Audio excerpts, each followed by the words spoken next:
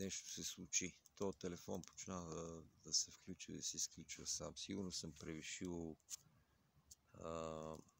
размера на файла, на видеофайла.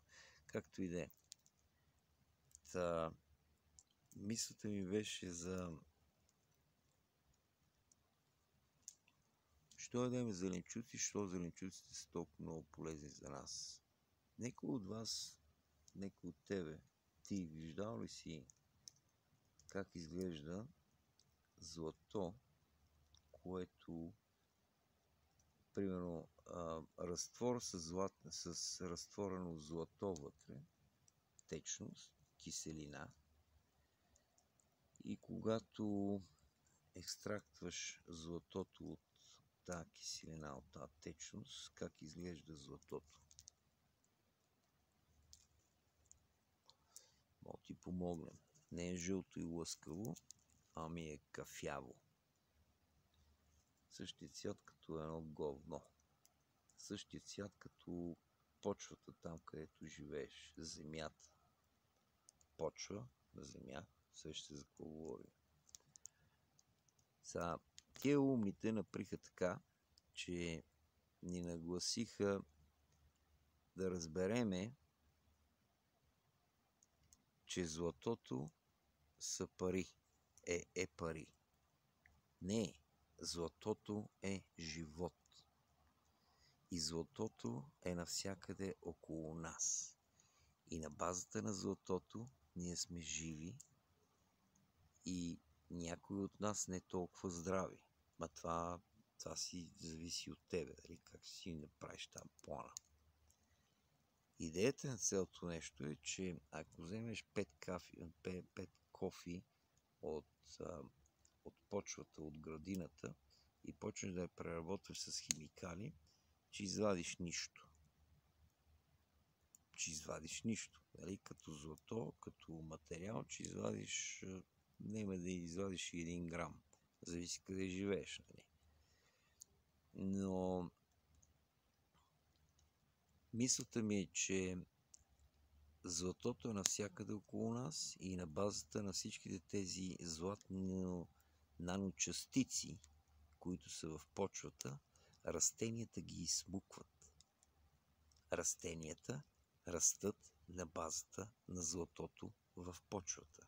Ние ядем растенията и получаваме това количество злато в нашето тяло, което отива директно в кръвта и я прави по-тънка и ние сме по-здрави, по-жизнерадостни, патката ни става, всичко е наред и обичаме живота.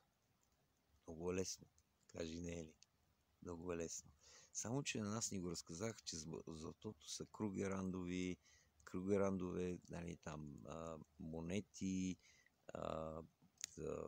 блокчета от злато, слитъци, пръстени и така. Сега, ако вземеш едни пръстени и го настъргаш на стърготини и го изядеш, повярвай, че го изсереш, защото твоето тяло не може да го приеме така.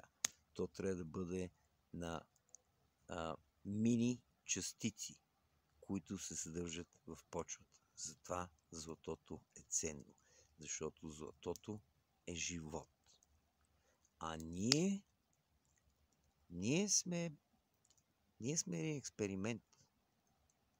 И колкото по-рано го разбереш и го осъзнаеш това нещо и прати всичките на баби и му дивя да правят каквото знаят, и ти почне да правиш това, което си искаш, толкова по-рано ще разбереш колко си бил прав. А това е едно друго нещо. Нали? До тук исках да разкажа само за това, с което се храним. Всичките зеленчуци, всичките домати, краставици, тикви, моркови, каквото се сетиш, всичкото зеленчук, всичкото, което е зелено. Сега ще ти го разкажа по най-лесния начин. Ако в това, което ядеш, има жълто, всичко е наред.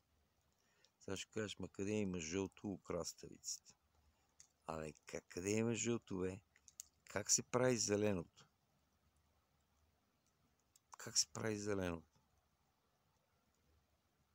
Айде.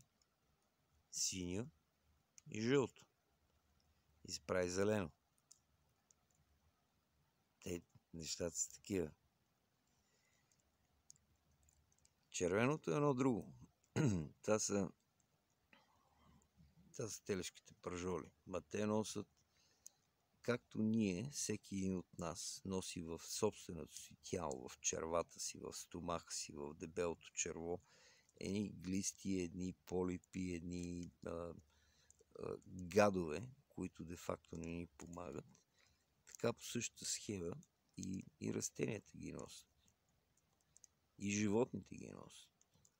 И ние, ядейки на едно животно, примерно шкембе чорба от теле. Кажи, няма ли по-голема класика? Няма по-голема класика. Това е телешко шкембе чорба. И дарема в това шкембе, дето са се застояли едни гадове и ние сме варили, ама няма значение. Те продължават да живеят вътре. Нали сещаш най-накрая, че те влизат в нас. И като влезат в нас, те си създават колония. Примерно, ако мога ги отрепаш, докато си готвил, докато си пил, докато си ги ял, докато там са всичките неща, добре. Ама повечето от нас не ги трепат и те остават вътре. И те почват да си развият техната си колония, да правят каквото си искат. Бе, ти не мога да дойдеш дома и да почваш да правиш там каквото и да е било. Ти си у моята къща. Че пипнеш нещо, където не трябва да пипаш, ще ти щупим ръчичката. По същата схема трябва да се отнасяме с нашето тяло. Това, което е влезнало вътре и не има право да бъде вътре, ние трябва да го направим така, че то да разбере, че няма право да бъде вътре. И като го разбере, то ще си бие към шика, сутрин опаковано, първия влак е в 9 часа сутринта, опакован в целофан, клякаш, напъваш се, хлъзгаш го и то заминава на баба си от Дивия. И така. Много е лесно. Добре, че си сложи малко дърва.